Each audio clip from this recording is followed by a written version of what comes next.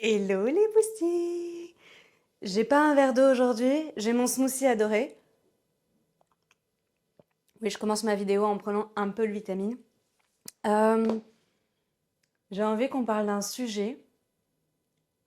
un sujet qui nous touche tous dans cet épisode d'Entre nous. Donc on est posé, bon appétit si tu manges, bonne relaxation si tu es en train de m'écouter en version podcast et que tu es allongé dans ton lit ou dans les transports ou bref. Euh, En fait, c'est un sujet qui est ultra clivant et j'avoue que j'ai du mal à me positionner. J'aimerais qu'on parle aujourd'hui d'intelligence artificielle, l'IA. Et je me suis rendu compte à chaque fois que j'avais ce type de conversation avec mes proches ou avec mes coachés qu'on avait des positions parfois radicalement différentes.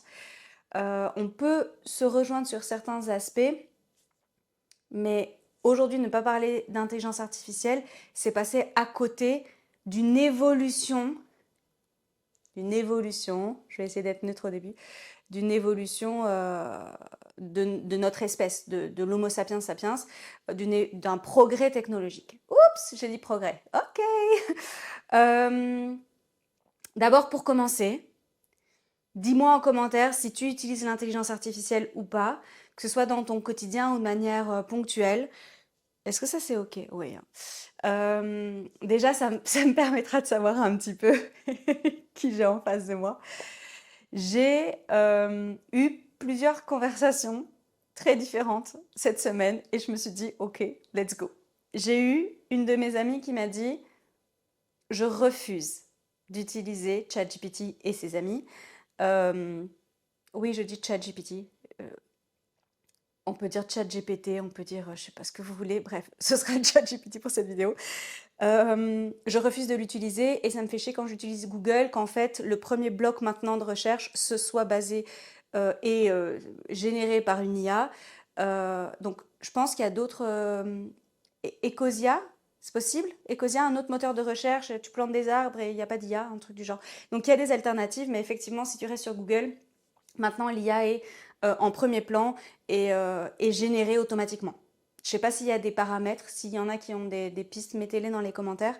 Euh, donc en gros, à part si tu vis dans une grotte isolée, je pense que tu es confronté quand même à l'intelligence artificielle chaque semaine. J'essaye d'être prudente dans ce que je dis.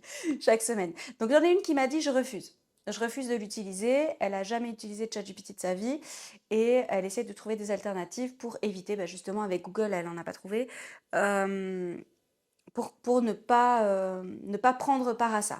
Okay. J'ai une autre de mes amies qui m'a dit, en fait, révolution. Ça m'a même aidé à choisir les rideaux assortis à mon intérieur. Je lui ai donné certaines infos de chez moi, etc. Il m'a fait les palettes Pantone et compagnie. Et en fait, je suis extrêmement heureuse du résultat. J'ai une autre amie qui m'a dit, en fait, je suis en pleine rupture amoureuse. Je suis suivie par une psy et par une coach. Et en fait, j'ai besoin de comprendre mes mécanismes internes et mon mode de fonctionnement pour comprendre pourquoi ça a foiré. Pourquoi de cette manière-là? Pourquoi? Et entre mes séances de thérapie, en fait, j'utilise ChatGPT pour ça et les résultats sont bluffants. Bluffants en termes de compréhension de soi, de connaissance de soi. Encore une fois, chacun son utilisation, ok, on n'est pas là pour juger. Et puis, Nadia, si tu me regardes, je t'avais dit que je te ferais un big up dans ma vidéo, une de mes coachées, j'ai plusieurs coachées qui s'appellent Nadia, donc ça met le flou. On était en coaching, donc moi je coach sur Zoom, ok? On était en coaching toutes les deux en live. On utilise ChatGPT, je vais vous expliquer pourquoi. Et en fait, elle lui dit bonjour, j'espère que tu vas bien. Je crois que c'était ça, j'espère que tu vas bien. Et là, fou rire de ma part. Merci, tout ça. Et je dis mais c'est ton pote. Elle me dit en fait, en fonction de comment tu lui parles, il te répond, etc., etc. Et donc en fait, elle lui parle comme un humain. Là, moi j'ai halluciné. Vraiment, je vais le dire, j'ai halluciné. Et Nadia, tu le sais. Bon bref, je vais m'arrêter avec les exemples parce que je pense que c'est un peu relou, mais c'est juste pour vous montrer un petit peu l'univers dans lequel on évolue et qu'il y a des profils super différents. Je suis pas là pour juger, je suis pas là pour, et vous non plus, je suis pas là pour donner mon avis là-dessus. Par contre, j'aimerais ouvrir la discussion et vous expliquer comment moi, j'utilise l'intelligence artificielle dans mon quotidien et vous montrer qu'en fait, ça sert à rien de diaboliser un outil parce qu'en réalité, ce qui le rend mauvais, d'après moi, c'est l'utilisation qu'on en fait. C'est l'utilisateur ou l'utilisatrice. Et que je pense que le premier truc auquel on pense quand on pense... Ah, enfin, non, non, non. Je recommence ma phrase. Le premier truc auquel je pense quand on me parle d'intelligence artificielle, ben, en fait, c'est l'écologie. Hmm. Et c'est en ça que je vous dis que je suis un peu tiraillée. Parce que d'un point de vue environnemental, bah, c'est une grosse merde en fait, hein. Voilà. C'est catastrophique. Après, je tiens quand même à préciser que tout ce qu'on fait de manière digitale et numérique, c'est de la grosse merde, hein.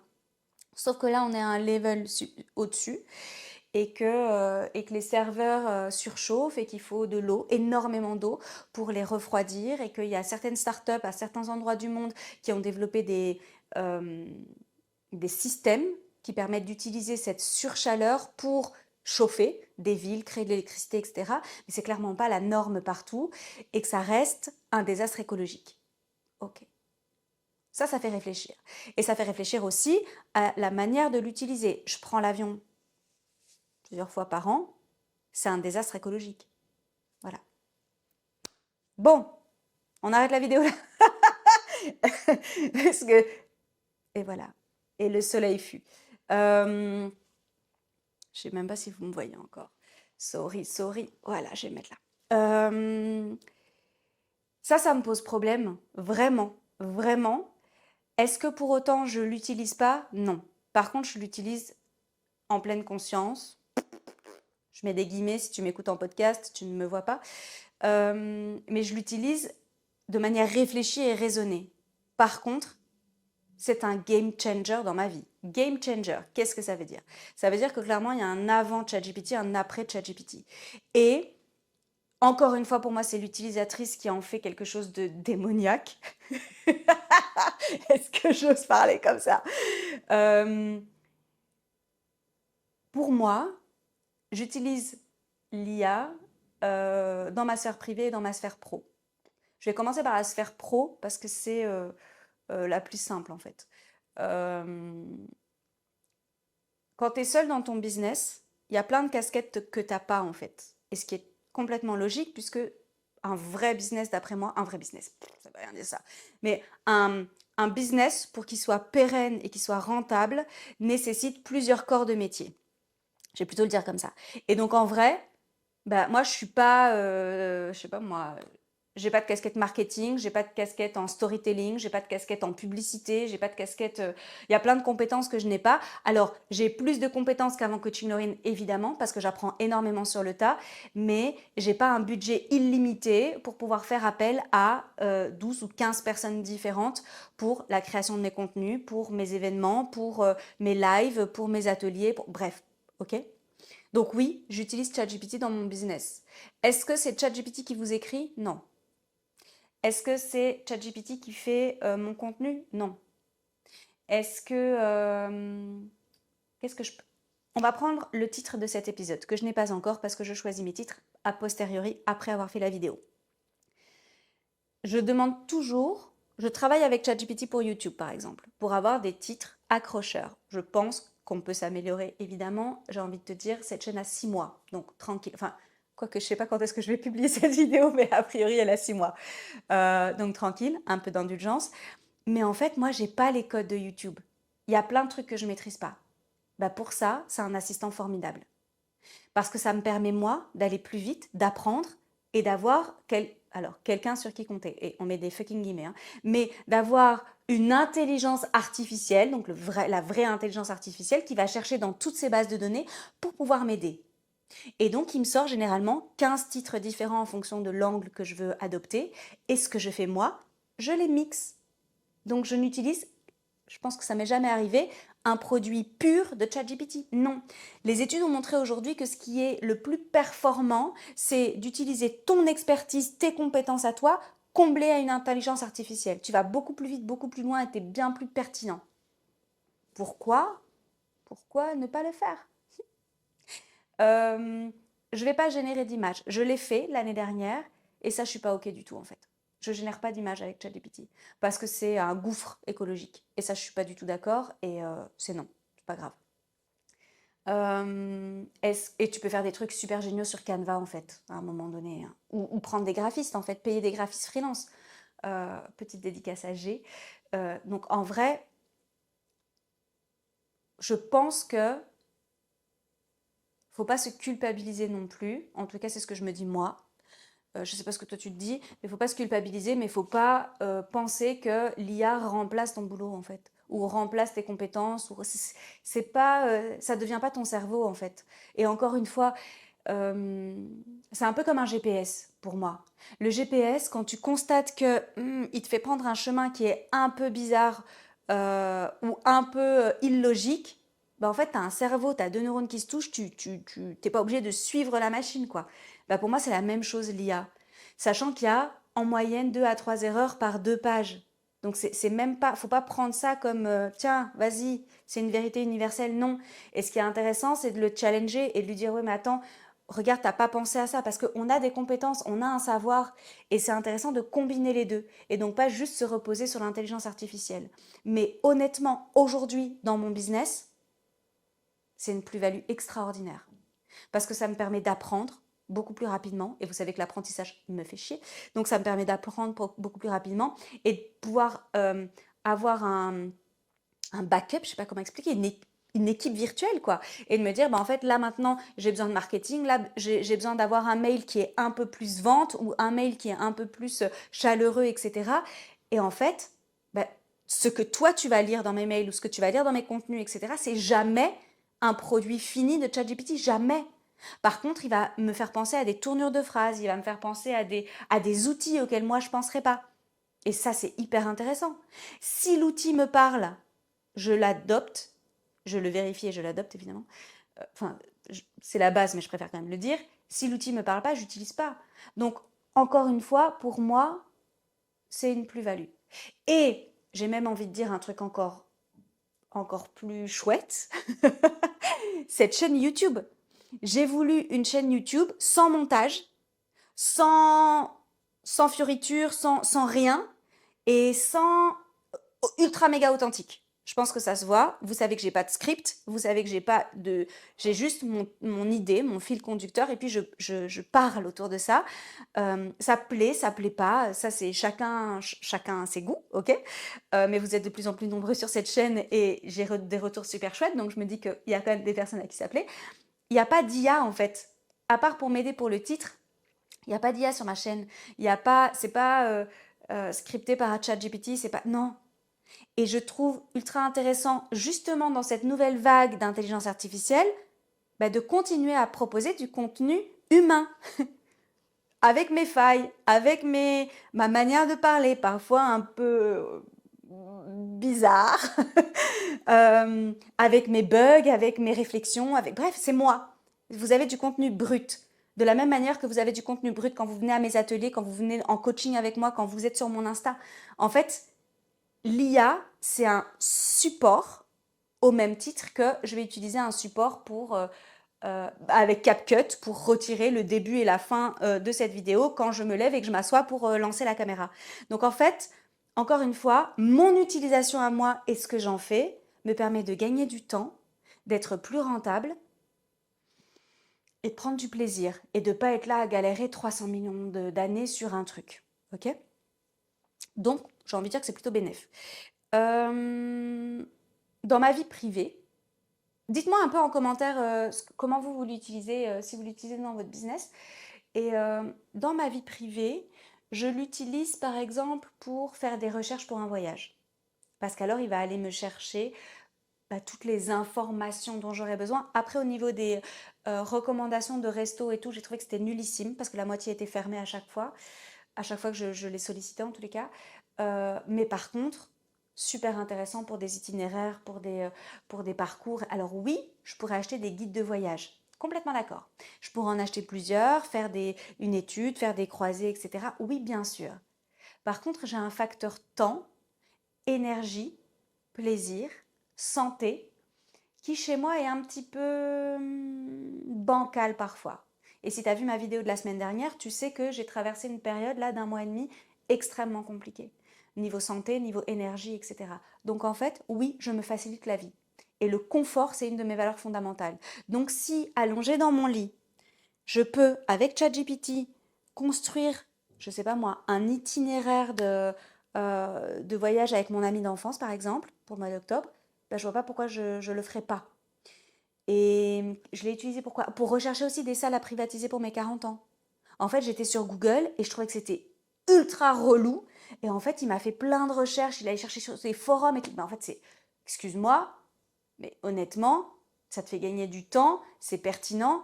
Et d'ailleurs, j'ai trouvé ma salle grâce à ça, grâce à la recherche. Alors, est-ce que la recherche, c'est le premier jet? Non, on échange, et puis on trouve un truc qui a du sens. Je connais plein de mamans qui font leurs recettes et la liste des courses directement avec ChatGPT en mettant bien les spécificités, les besoins de chacun, etc. Et en fait, en fonction de ce que tu lui donnes comme prompt, bah, il peut te faire un truc ultra qualitatif. Est-ce que ça va remplacer des corps de métier? Je suis pas sûre en fait. Je suis pas sûre parce que, par exemple, il y a des coachés qui viennent et qui me disent ouais, mais depuis le dernier coaching, j'étais bloquée sur un truc. Du coup, celles qui n'ont pas l'option premium, du coup, elle a utilisé ChatGPT, mais rappelez-vous toujours que vous n'allez pouvoir lui poser des questions que sur ce que votre monde mental est capable de générer. Donc, en fait, vos angles morts qu'un autre humain peut mettre en lumière, bah, ChatGPT va pas forcément le faire si vous posez pas les bonnes questions. Si je reprends par exemple mon ami là qui est en rupture assez violente, brutale, et elle est en thérapie en fait, donc elle a déjà énormément de pistes de réflexion et elle sait comment entraîner son cerveau à se challenger.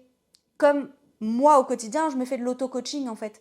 C'est tout un mécanisme de pensée. Et donc, oui, j'ai une de mes coachées qui m'a dit, j'ai interrogé, mais en fait, à un moment donné, j'étais en boucle. J'étais en rumination, c'était vase clos. Et donc, ça m'a saoulée et j'ai arrêté. Oui, parce qu'il y a des limites, en fait, à l'intelligence artificielle. Donc, pour moi, ça remplacera jamais un humain. Par contre, je trouve ça un peu effrayant, certaines utilisations. Voilà.